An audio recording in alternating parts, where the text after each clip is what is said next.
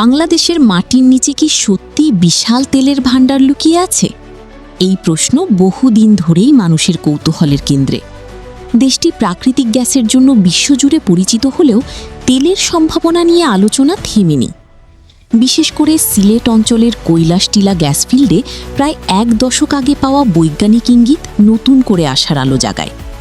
ইতিহাস বলছে ১৯৬২ সালে একটি আন্তর্জাতিক জ্বালানি কোম্পানি প্রথমেই গ্যাস ক্ষেত্রের সন্ধান পায় এবং ১৯৮৩ সাল থেকে এখানে বাণিজ্যিকভাবে গ্যাস উৎপাদন শুরু হয়। তবে আসল মোড় আসে ২০১২ সালে। সে সময় Bangladesh petroleum exploration and production company limited Bapex একটি আধুনিক 3D সিসমিক জরিপ পরিচালনা করে। এই জরিপে ভূগর্ভস্থ শিলাস্তরের গঠন বিশ্লেষণ করে তেলের উপস্থিতির শক্ত ইঙ্গিত পাওয়া যায়। প্রাথমিক হিসাব অনুযায়ী এই অঞ্চলে প্রায় ১৩৭ মিলিয়ন ব্যারেল তেলের সম্ভাবনা থাকতে পারে, যার মধ্যে কৈলাসটিলায় প্রায় ১০৯ মিলিয়ন এবং হরিপুর গ্যাস ক্ষেত্র এলাকায় প্রায় ২৮ মিলিয়ন ব্যারেল। সংখ্যাটা বড় শোনালেও এখানেই আছে মূল বিষয়। এই তথ্যগুলো সম্ভাবনার ভিত্তিতে তৈরি, নিশ্চিত মজুতের প্রমাণ নয়। সিসমিক জরিপ তেলের উপস্থিতির ইঙ্গিত দেয়, কিন্তু সঠিক পরিমাণ বা মান নির্ধারণ করতে পারে না। এই কারণে বিশেষজ্ঞরা সতর্ক।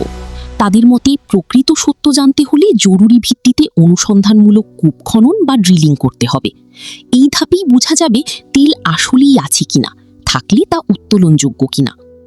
যদি এই সম্ভাবনা বাস্তবে রূপ নেয়, তাহলে বাংলাদেশের জ্বালানি খাতে বড় পরিবর্তন আসতে পারে।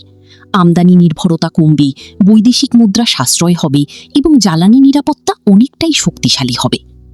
আরও একটি গুরুত্বপূর্ণ বিষয় হল সমুদ্রসীমা জয়ের পর উন্মুক্ত হওয়ার নতুন সম্ভাবনা। বঙ্গোপসাগরের বিস্তীর্ণ এলাকায় আধুনিক প্রযুক্তি ব্যবহার করে অনুসন্ধান চালানো গেলে ভবিষ্যতে বড় ধরনের জ্বালানি সম্পদ পাওয়ার সুযোগ রয়েছে। সব মিলিয়ে বলা যায়, বাংলাদেশে তেলের শক্ত সম্ভাবনা আছে, কিন্তু এখনও নিশ্চিত কিছু নয়। সঠিক পরিকল্পনা, বিনিয়োগ এবং প্রযুক্তির সমন্বয় করতে পারলে এই সম্ভাবনাই একদিন দেশের জ্বালানি খাতের গেম চেঞ্জার হয়ে উঠতে পারে।